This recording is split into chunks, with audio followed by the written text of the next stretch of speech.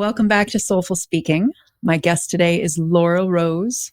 Laura is a soulful pathmaker, seasonal life weaver, and nature-based guide. As a registered therapist and certified life coach, she supports sensitive, heart-centered women in navigating life transitions, healing burnout, and aligning with the natural cycles of life. Very in tune with our wild, untamed, radiant theme for season 2. Her mission is helping people design lives that are authentic and aligned with their true essence. One season, one breath, one choice at a time. Welcome, Laura. Thank you, Lori. So good to be here. Let's go ahead and dive in. Where did your speaking journey begin? My speaking journey began in elementary school. I loved being a part of the debate team because I loved writing and then also engaging with others and, being up at the podium in front of the class. Actually, as I'm saying that, I think my speaking journey began when I was reading aloud to the class. Like I was that kid in the class that when they said, "Who wants to read this?" I was like, me, pick me. Um, yeah, so from a very young age, I just love to read and speak and have my voice heard. But yeah, it then went into debate. What did you love about reading and having your voice heard at that time? I don't even think I was aware of it at that time, but reading for me was just this way of articulating, even though it was other people's words, it was my way of articulating myself into the world and kind of taking a bit of space. I was shy in so many other areas. So when it came time to reading something that I felt quite confident and comfortable with, it felt like it was my space, like my time to shine. And yeah.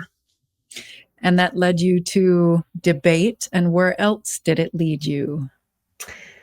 Well, interestingly, so I also did, some music. I remember being in, I think it was grade 6, and being the star for the Christmas musical and singing on stage. And then actually enter junior high school, I completely closed my voice up because I had been picked on when I was in grade 6. And so it led me down this journey of then actually keeping my voice to myself.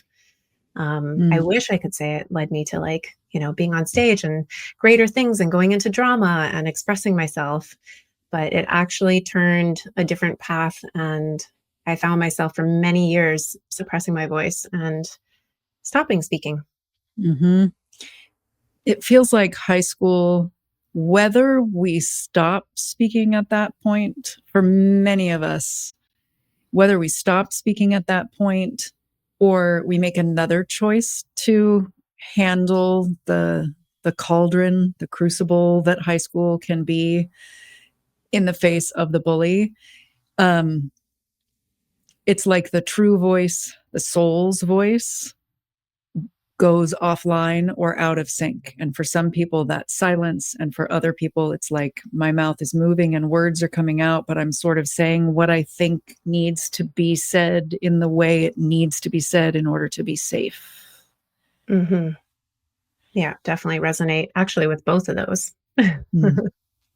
What do you remember? Do you remember it being a moment where it was a conscious choice to go silent?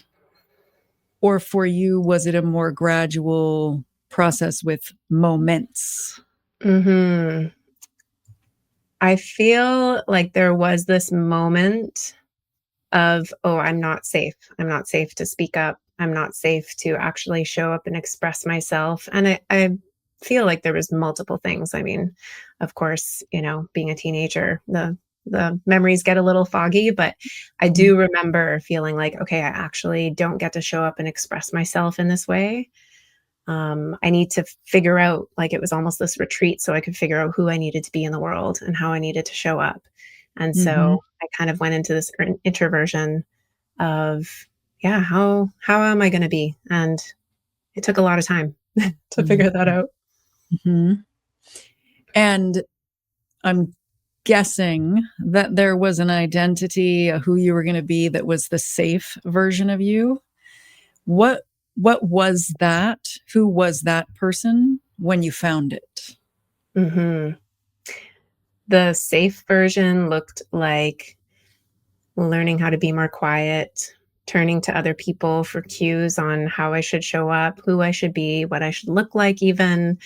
It's interesting to me now when I reflect on our voice and how it actually has a ripple effect on, our presence in the world or my presence in the world and how I express myself even through clothing or how my hair and makeup is done if I'm wearing any. And yeah, it turned into this like many, many years of looking to the external world for who I had to be and how I had to show up. And a big piece of that was, okay, I have to be quiet.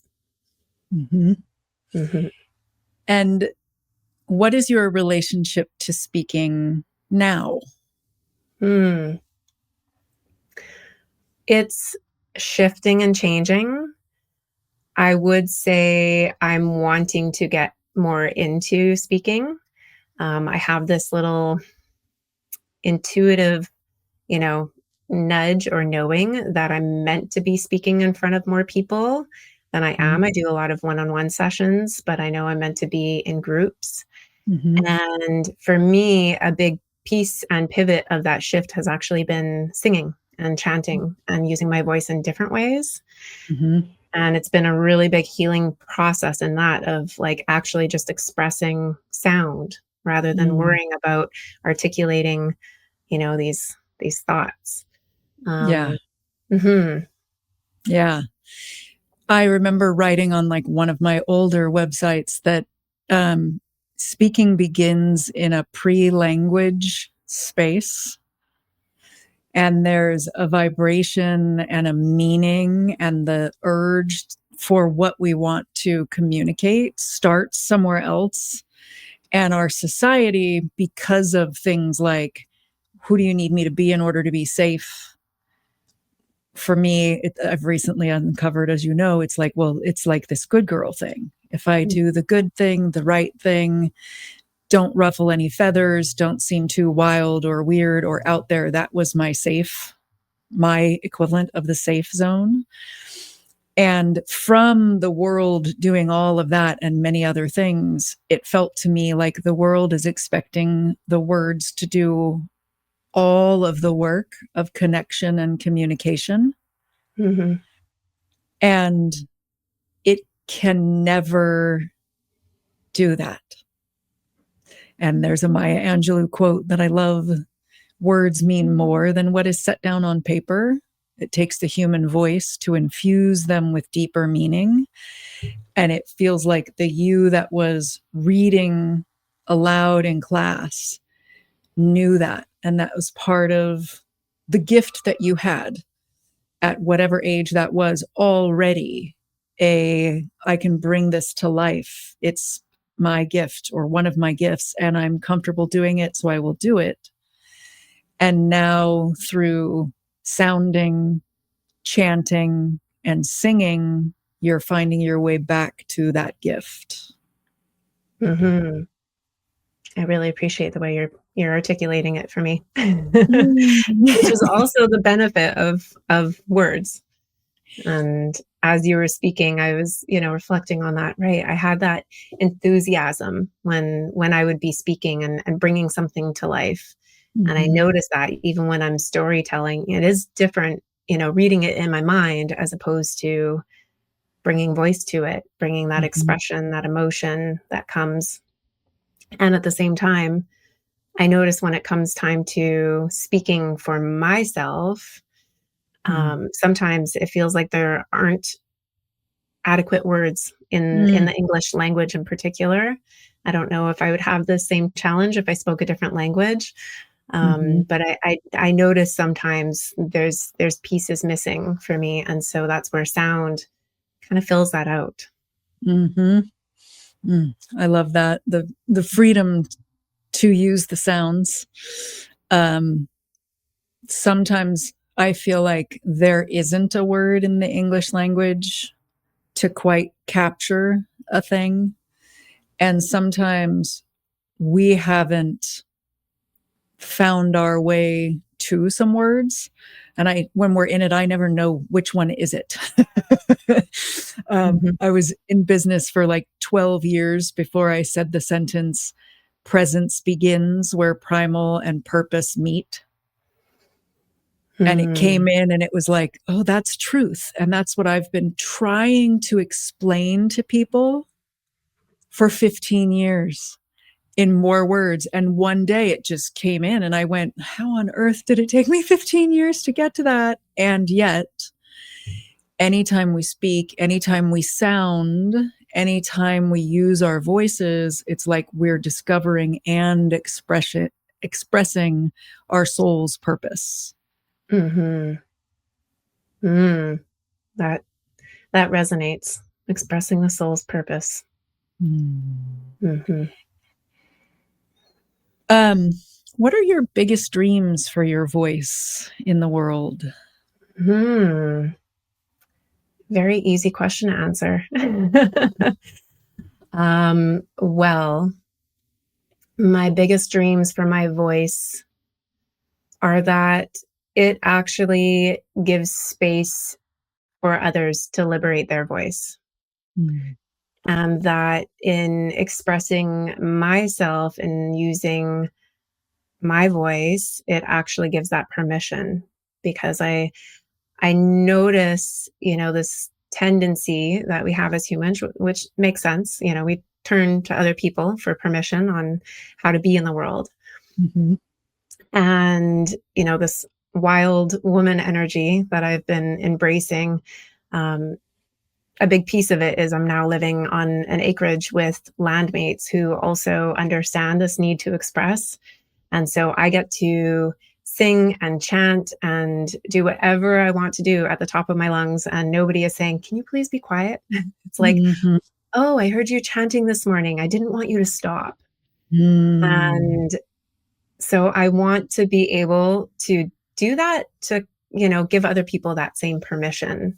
And I don't Mhm. even know what that looks like going forward, but I do have this image. And I'm actually going to a song circle this evening.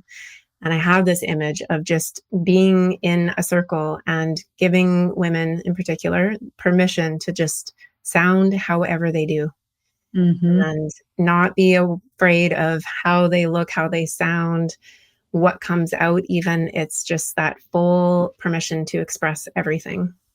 Yeah. Hmm. Oof. How does that feel different, even as you're talking about it in your body or energetically from what you discovered in high school? Hmm. How is that free permission different in you? Hmm. When I speak to that, it's like I feel this strength in my core. I feel this rooted energy. Like I can literally feel my root and it just feels so strong. Like, yes, this is the way.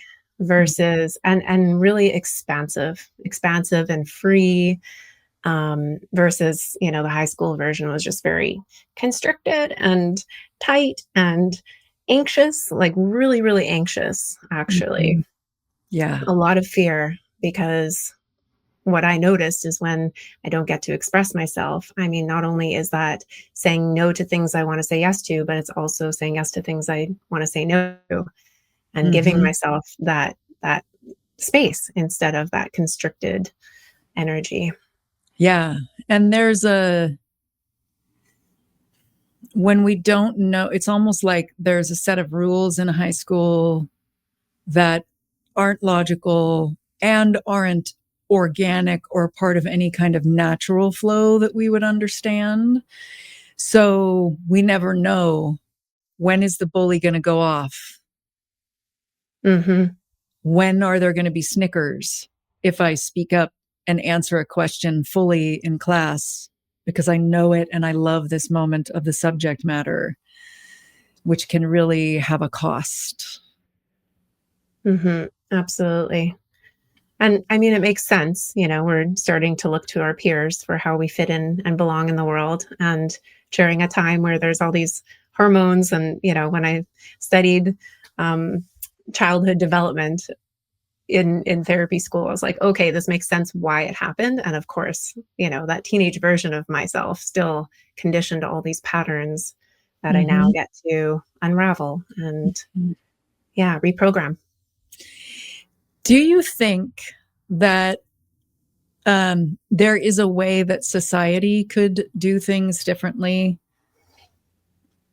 so that there was more people really discovering who they are in that phase of life? Or is it part of our journey that we're meant to wind something up and then unravel it, or both and?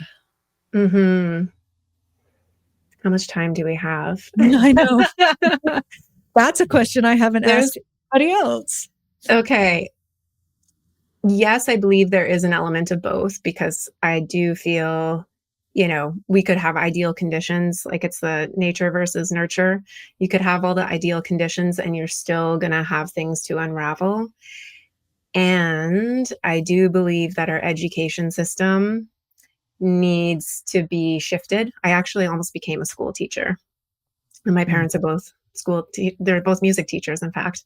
mm, And I almost went that route. And then I realized, oh, I don't really believe in this system that has us all, sitting at a desk all day, paying attention, being the same as everybody.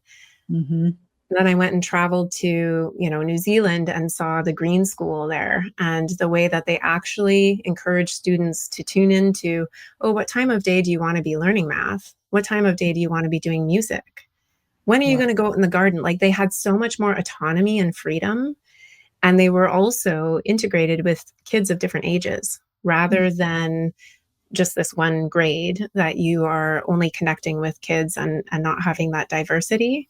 mhm, Because I feel when there's, more people around and they're in different stages and different ages, it actually gives more freedom. It gives more of that wildness. mhm, I always like it to compare it to like the manicured yard versus the wild yard. And I mean, our acreage is completely wild. There's just all these different plants coexisting together and it's incredible. And then you go and, go into suburbia and there's all these perfectly manicured places. And it's like you can notice when there's one grass that's not cut because yeah, the rest of them are so, cut and maintained. And I feel yeah, like it's the same way for us. yeah, which feels like it probably is making that high school, like the bullies feeling threatened at the piece of grass that isn't falling into line, and um having their own, like, I have a fire in here and you told me to sit down and be like a blade of grass, so when you let me out of the chair and I go out onto the schoolyard, I have to let it out somehow, and you're not showing me a healthy way to do that, so I'm going to take down the blade of grass that isn't falling into line because they're catching my attention. Hmm. Yeah, absolutely. And I can see now how that happened for me. I Yeah. was this wild and free. I mean, I literally had this curly hair that was all over the place and was very wildly expressed. And so I can see how that was a big piece. And okay, we need to, it wasn't conscious, obviously. Yeah. And yeah, I became the blade of grass that was out of place. Hmm. Hmm. How how did you find yourself called back to your wildness? So there was New Zealand. What were all of the other moments in your life that were kind of guiding you back? Hmm. A big piece of it was actually I had a lot of anxiety and panic attacks and depression. And it was really challenging periods of time. It went from like late teens up till about 30. And I realized it was because I was trying to fit into these places that I didn't belong. I was trying to follow the mold of what society told me to do, work my way up the corporate ladder after university and have the house and the white picket fence. I actually had a white picket fence. Um, and, the dog and the cat and the relationship and all the things. And I still just felt I wasn't actually being my authentic self. I wasn't speaking my truth. And so my first trip away was actually to Europe, and I just saw this different way of living and, came back and fell back into life. And then it wasn't until I went to Peru and actually spent some time in the jungle with no external influence from the Western world. We had no internet, no power, no nothing. It was just me listening to the sounds of the jungle. Mm. And that was the first time I actually felt like myself. I Mm. felt fully alive and like, oh, this is who I am. Mm. I get to like hang out with the monkey and just eat simply and express myself. And it was just incredible. I didn't have to worry about how I had to appear, how I had to show up for anybody else. It was just a state of being. Mm. Yeah. I love Mhm. that. I love that. How are you using your voice in the world now? And when I say that, I mean like the literal one, as well as where has the wildness led you creatively in the world? Mhm. Well, I have started my own podcast this year. So that's What's been the quite name of it? it is called Seasons of Self. And yeah, we can put a show note link. You're going to be a guest on there, so we'll definitely be talking more about that. Mhm. Um, and that has been a dream that has been coming for quite some time. And a big piece of it is because I wanted to have a space to express myself, but also create a space for other women to come and express themselves Mm. and navigate the different seasons of life that we go through, the different evolutions that we go through, because we're constantly transforming. I'm about to have my birthday tomorrow, and I was doing some reflection, yeah, on this past Happy year. birthday to you. I won't sing the whole thing, but I just sing a little bit. Thank you. My inner child loves that because Okay. I definitely love celebrating my birthday. Good, good. Yeah, but I've been doing some reflecting on that and realizing that is my way that in me speaking my voice and putting myself out there, I'm also having space for others to come on. So I'm excited to be hosting some guests shortly. Beautiful. And then out in the community, I am speaking up more. And a big piece of that is going to be inviting women into groups because I love my one on one work with clients. And I see the value and the benefit because so many of us are carrying a lot of shame Mhm. around our experiences. And yes, it's great to share it with one person and be witnessed in that. And I've just Mhm. seen incredible healings that happen when we're all sitting in a group and it's like, oh, yeah, this happened to me. And somebody else is like, huh, okay, I know what that feels like because I had something similar. And oh, I'm not alone. And, Mhm. next thing you know, we're just sitting in this circle of like, right, this is part of the human experience. Yeah. Ooh, Mm, I got chills and I had like 16 different thoughts and associations while you were talking. mm, And one of the group ones was it's if getting socialized and going to high school and all the other schools, if part of that is what's creating the trauma, it has felt to me like having these groups where we come together and we're letting our full selves out in community is part of healing that for ourselves, for others, for the world. And I remember one of the other synapses that fired was you mentioned both being in a place in the jungle where there was no one around, mm, also being on the land that you're on now, where you are sounding and there are others there.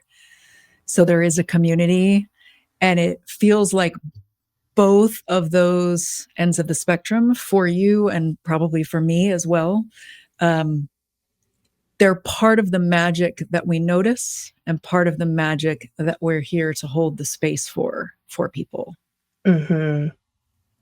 Yes. Thank you for reflecting that back because as you were talking, I love these conversations that we have because I feel like, yeah, even was it yesterday that we were chatting and I was like, oh, so much is coming through as we're having this.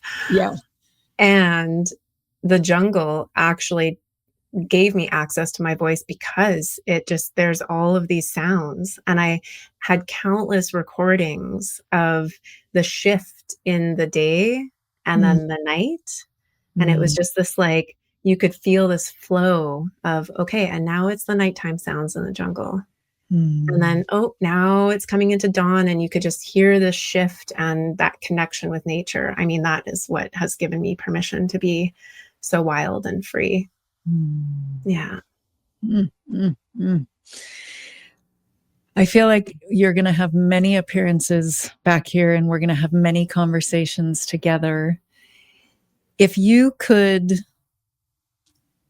give advice back to your younger self as the wild you that you are now, what would you want her to know or voice to her? Not necessarily advice. If you could speak to your younger self, what would you say to her? Mm. It's funny because as a therapist, I'm like, okay, what would that younger version of myself actually understand? I know what I would say. And um, I feel like I would actually just hold her. Mhm. Yeah. I feel like I would hold her and just say, it's okay. It's okay that you feel this way. Mhm. And when you're ready to express yourself again, I'm here and I want to be here to support you along the way. Mm. And I feel like that's also a message for all of the people listening, either them at the age that they are now or their younger selves or both hearing as they hear this. Hmm. Yeah. Because even as I say that, I can notice this tendency in the West that, we want to like fix it and make it better by saying, oh, it's okay. Don't worry. I felt the voice that's like, oh, that girl that was bullying you, she was having a hard time at home. And it's like, yes, all those things are true. And adult me understands that. Mm-hmm. And, or I could say, don't try to fit in. It's like, well, no, we want to belong at a very basic human level. Of course we want to belong. Yeah. And so it's just holding whatever she needs to go through. Yeah. And it really, like the word advice came out of my mouth and it felt wrong as it came out, which is why I was like, no, that's not it. And Hmm. your presence and the resonance of your voice when you said that you would say to her, it's okay that you feel this way. And when it was a very different presence and resonance than it's okay, let me make the problem go away. Hmm. So you're pointing to or reminding me that it's so powerful to be with someone who's in pain or going through sensation, Hmm.